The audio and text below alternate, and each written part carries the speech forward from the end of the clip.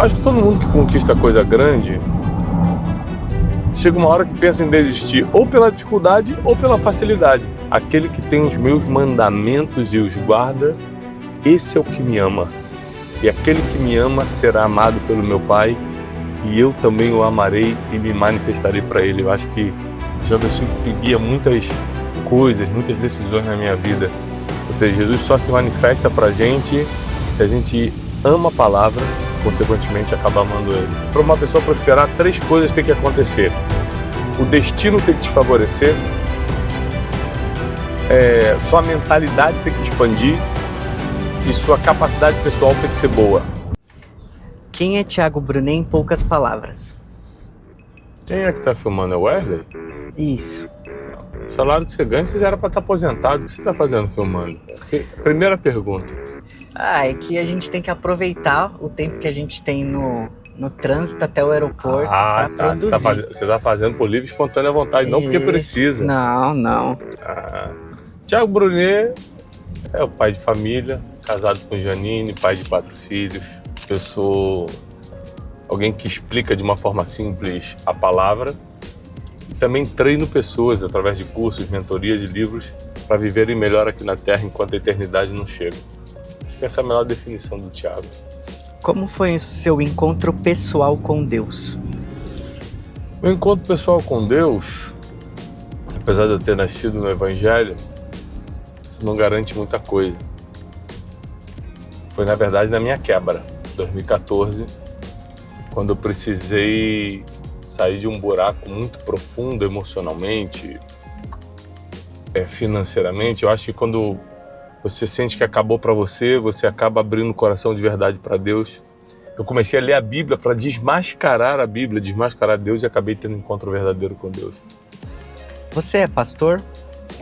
Eu sou pastor ordenado, mas não sou pastor de ofício, ou seja, eu não tenho uma igreja, não cuido de ovelhas, mas sou um pregador. E pela internet a gente alcança muitas almas, muitas pessoas.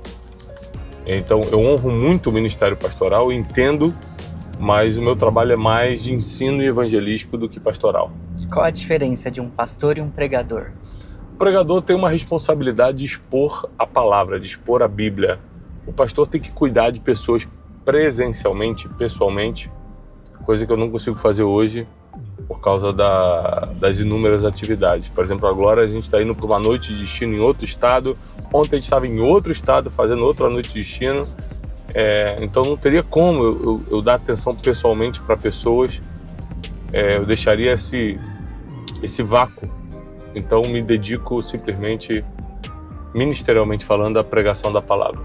Qual é o versículo que mais te inspira? Tem muitos versículos fortes na palavra, mas tem um versículo de Jesus que diz: aquele que tem os meus mandamentos e os guarda, esse é o que me ama. E aquele que me ama será amado pelo meu Pai, e eu também o amarei e me manifestarei para ele. Eu acho que esse é o versículo que guia muitas coisas, muitas decisões na minha vida. Ou seja, Jesus só se manifesta para a gente se a gente ama a palavra, consequentemente acaba amando ele. O que você lê fora da Bíblia? Eu leio muita coisa. Eu sou uma pessoa bem eclética para buscar conhecimento. Mas principalmente filosofia, Dostoiévski, Tolstói, os russos, os gregos eu leio todos. O século XVI e XVII da Alemanha é bem interessante.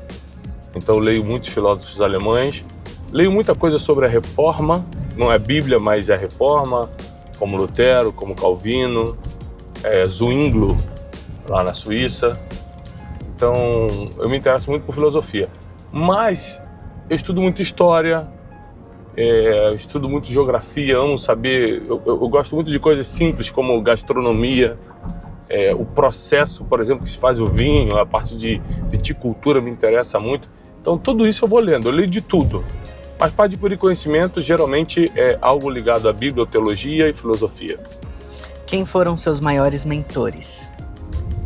Meus maiores mentores? Número 1, meu pai. Eu acho que a maioria das coisas que eu tenho na mente como princípios e valores veio do meu pai. eu tive um grande conselheiro na minha fase da minha quebra, que foi Joaquim José, que é do Rio de Janeiro. Ele é um pastor da Igreja Batista. Ele me ajudou tanto, tantos conselhos, inclusive empresariais, não só espirituais. E depois eu comecei a me conectar com gente muito grande. Meu mentor de empreendedorismo, Flávio Augusto, o próprio Negro me ajudou muito com ideias sobre empreendedorismo. Cash Luna na parte da fé, Dale Bronner na parte de sabedoria, que é lá dos Estados Unidos. Eu creio que eu citaria esses como os principais, assim. Qual foi a maior lição que aprendeu com seus pais? A maior lição que eu aprendi com meus pais, tanto meu pai quanto minha mãe, é que eles sempre, no final das contas, recorriam a Deus. Não importa o quanto eles tinham de oportunidade natural de resolver as coisas, no final das contas eles sempre recorriam a Deus.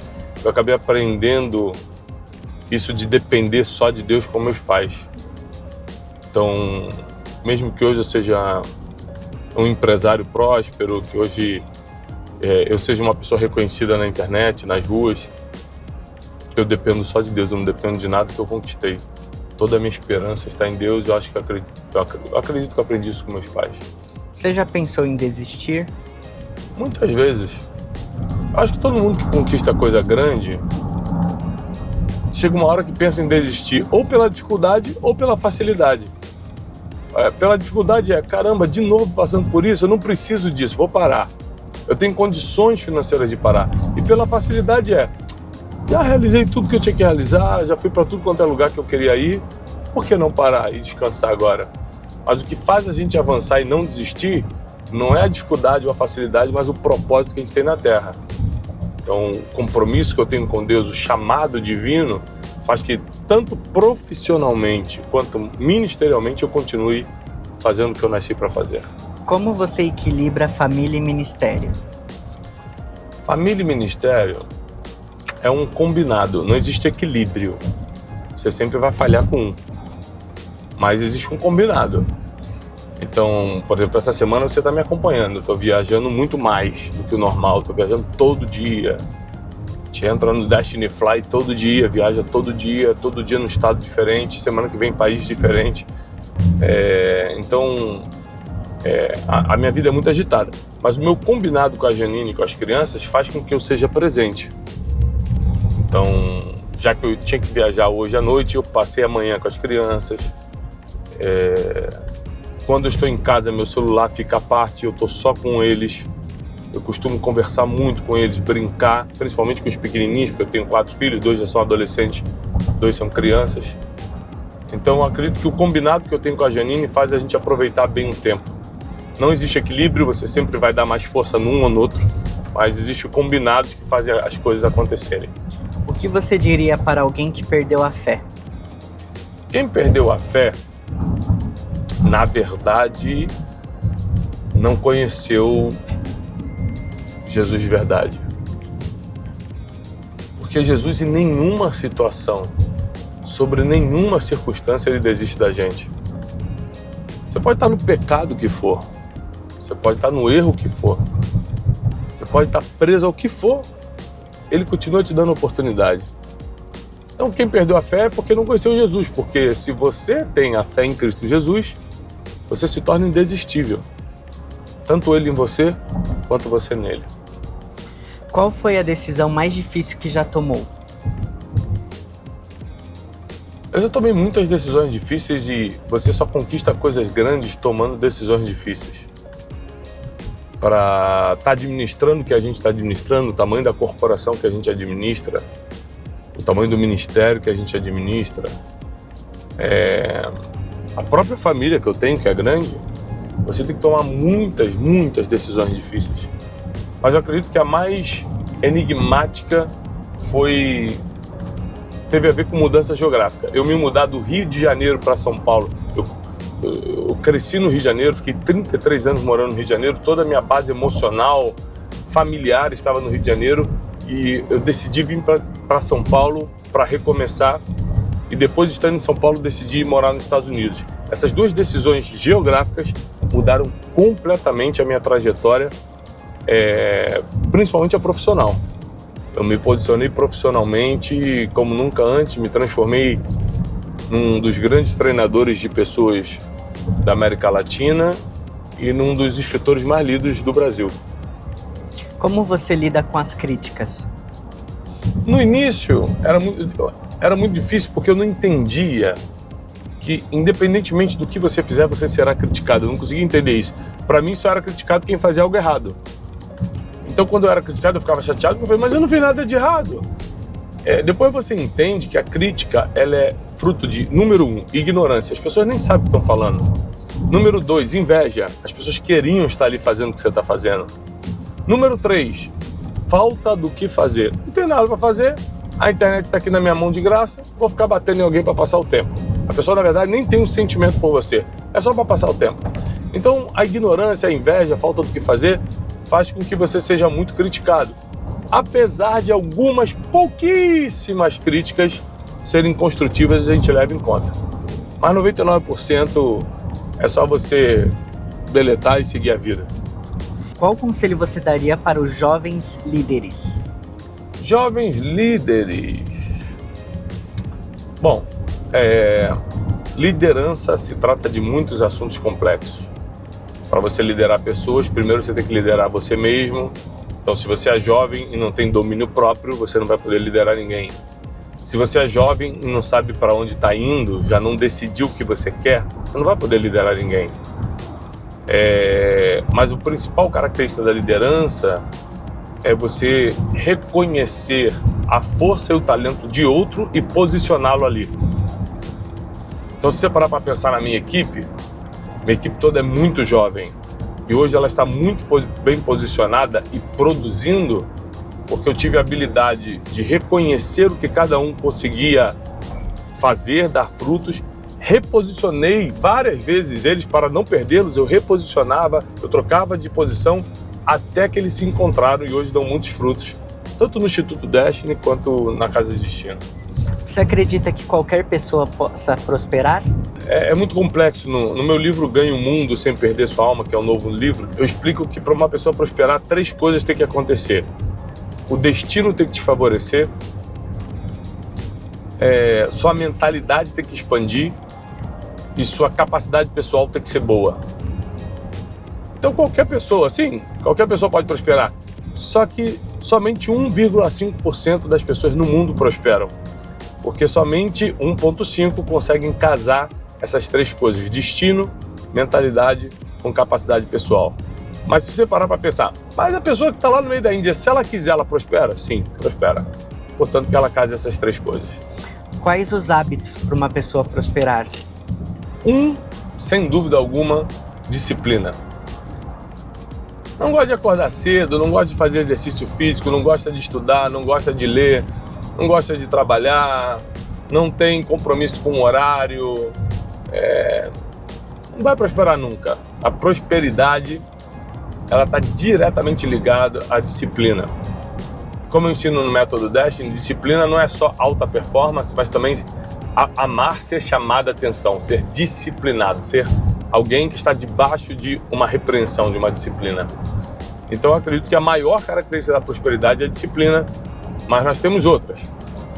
Pessoas que gostam de ouvir conselhos, e isso hoje em dia se chama mentoria, e aí você acaba pelos conselhos crescendo, prosperando.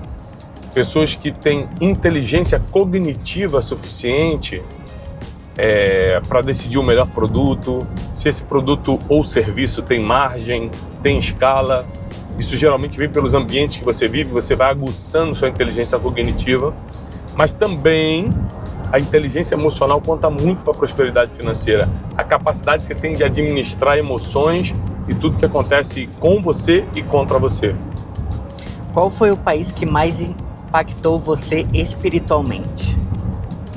Israel. Eu não tenho direito aqui a conta de quantos países eu visitei, mas com certeza mais de 60. E desses 60 ou 70 países que eu já tive, não tem nada que se compare com Israel. Por isso que todo ano eu levo um grupo para lá. Israel, ele é enigmático. você caminha pelas páginas da Bíblia.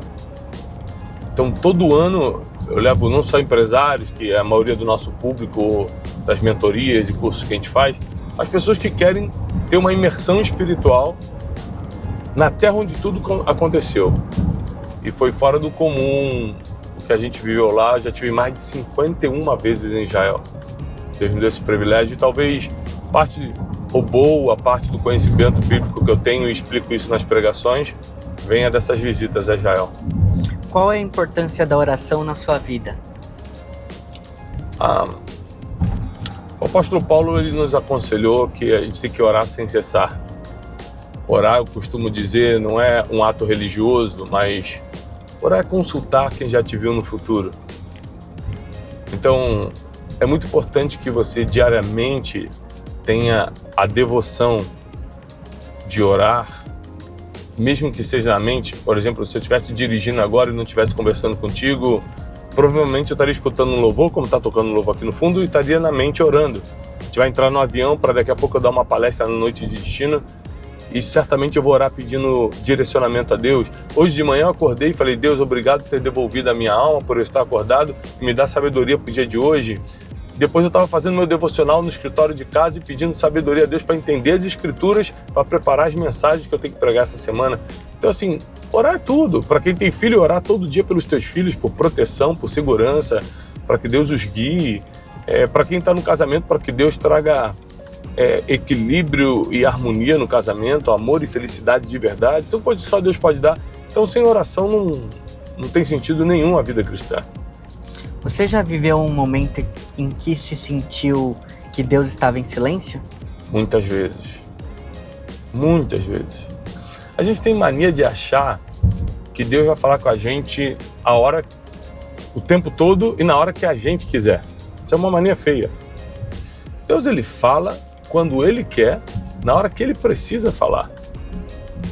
Você pode ver que com o grande Abraão, o patriarca, o pai da fé, Deus falou praticamente de 6 a 7 vezes com ele, durante a vida toda. E a gente quer que Deus fale com a gente todo dia. Calma!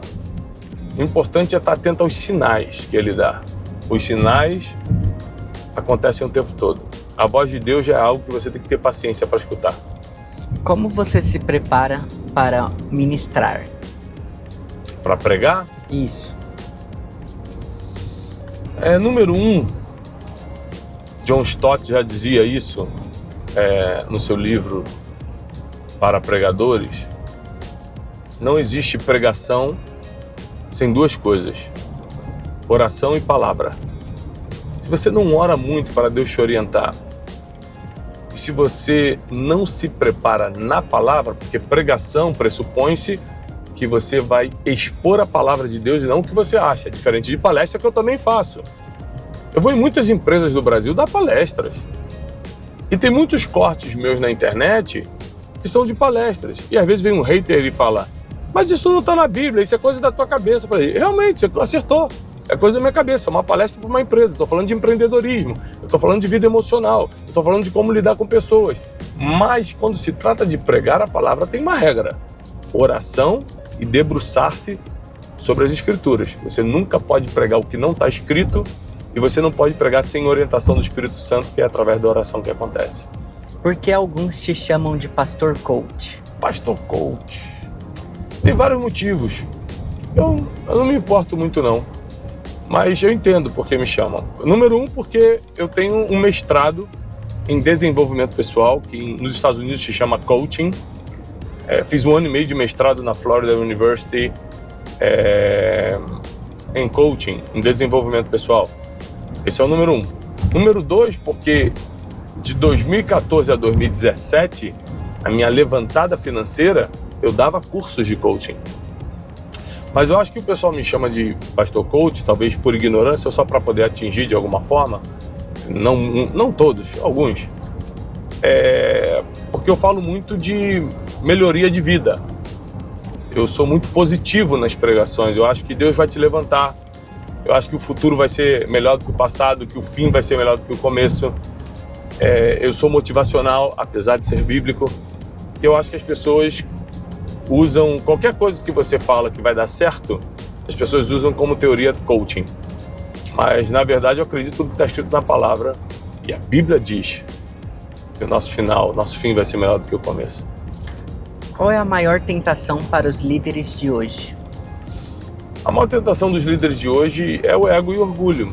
É você fazer porque quer ser grande, quer ter resultado e não escutar a voz de Deus.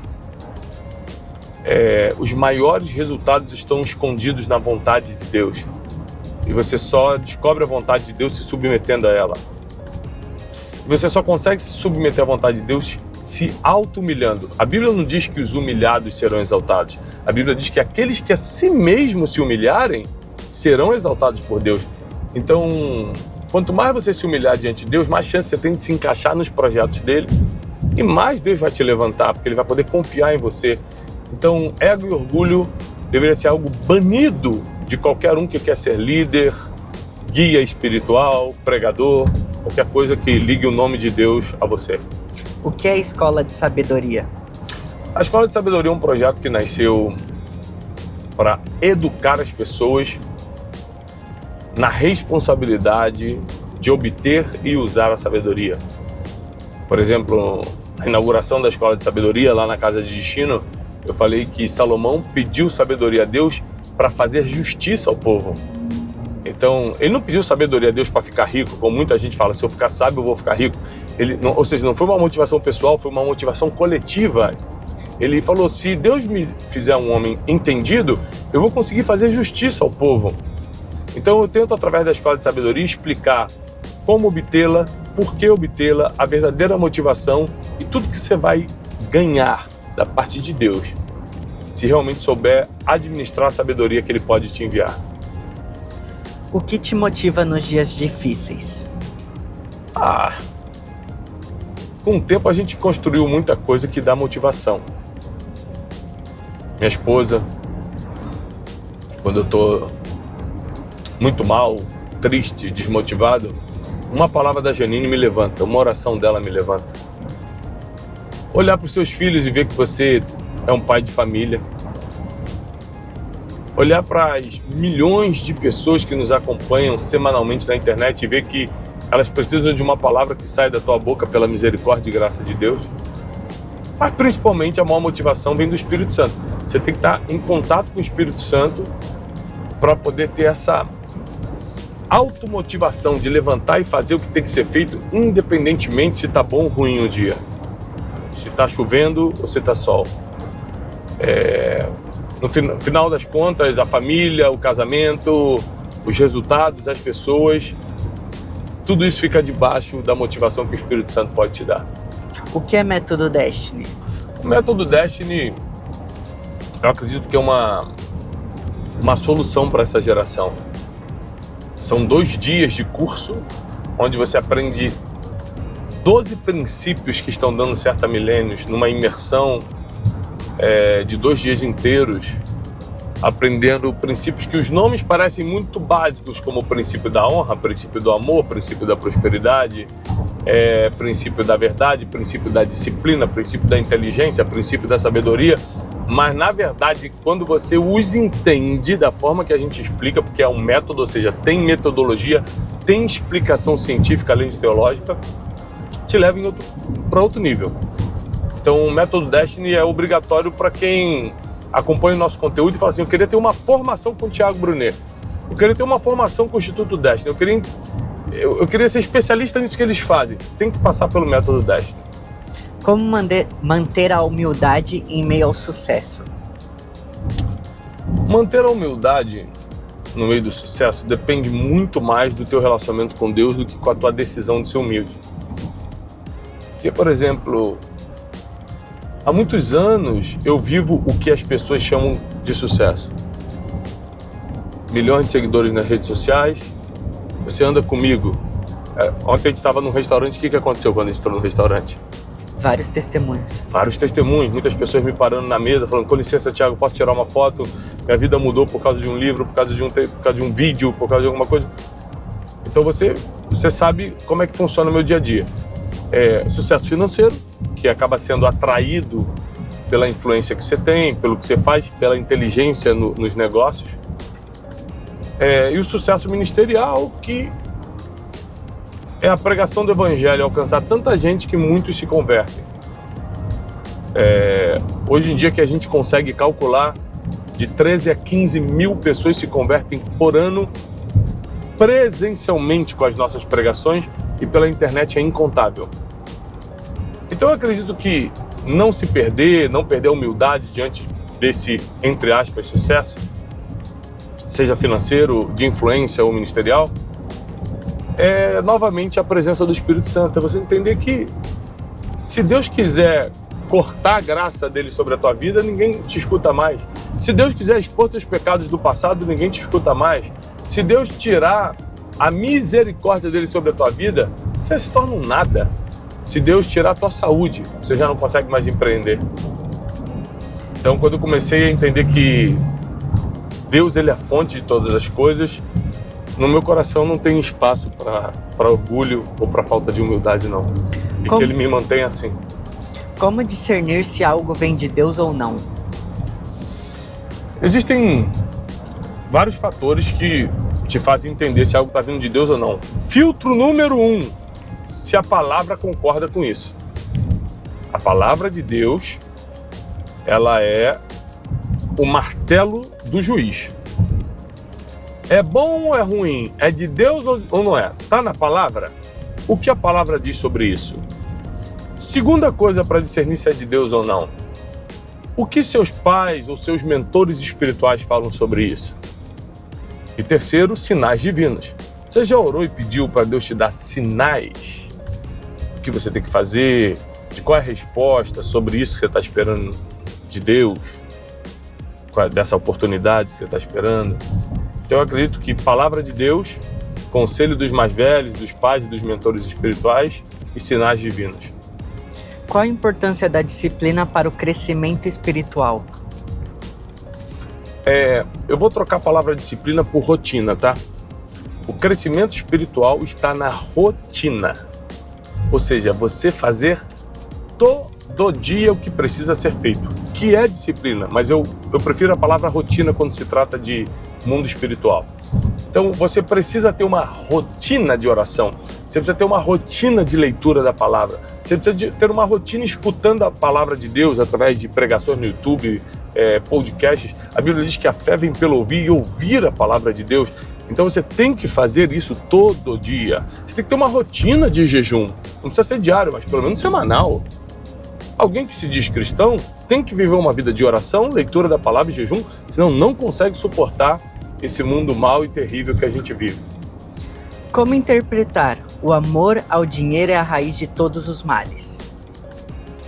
Eu sugiro que as pessoas leiam o livro novo Ganhe o Mundo Sem Perder Sua Alma, porque o livro todo se trata disso. Sobre ser lícito ou não ganhar dinheiro, e se eu ganhar muito dinheiro, se eu vou poder perder minha alma por causa disso. Mas a Bíblia deixa claro que o amor ao dinheiro é, ponto, a raiz de todos os males. E é. Então, como ter uma coisa sem amá-la? Esse é o segredo que eu ensino nesse livro. Eu quero deixar esse gostinho para vocês, para que vocês leiam. É um livro que vai mudar completamente a mente de vocês sobre riqueza e eternidade. Qual o papel da fé nas finanças?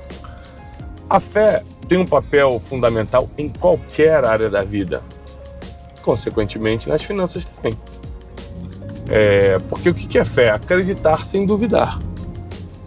O que é fé?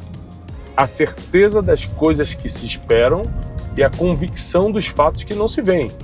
Muitas vezes nas finanças a gente não está enxergando nada, a gente não está vendo nada, a gente não tem certeza de nada e a gente dá o passo pela fé. Agora, a diferença de fé e loucura, como eu explico sempre, é que fé é quando você acredita em uma palavra divina. Loucura é quando você acredita em algo que está na tua cabeça.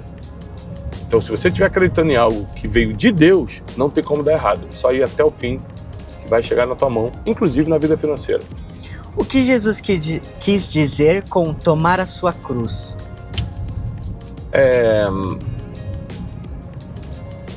Jesus, ele foi muito simples, rápido, pragmático para passar seus ensinamentos, até porque ele só teve 3 anos para fazê-lo. Então, O tomar a sua cruz é o que cada um tem que carregar, que é pesado, é difícil, mas está totalmente conectado com o teu propósito e teu destino. Cada um tem uma cruz para carregar. Às vezes eu falo para você, não falo que ser conhecido é uma cruz. Você não pode fazer o que quer na hora que quer, você não tem certas liberdades, mas é uma cruz leve perto do que outras pessoas carregam. Tem gente que está carregando a cruz de estar com um filho na UTI, outros estão carregando a cruz de uma enfermidade emocional, de um surto psicótico, da depressão. Uns estão carregando a cruz de ter um marido violento, bêbado. Cada um tem uma cruz para carregar, mas é algo que, se a gente largar, o nosso propósito também perde o sentido.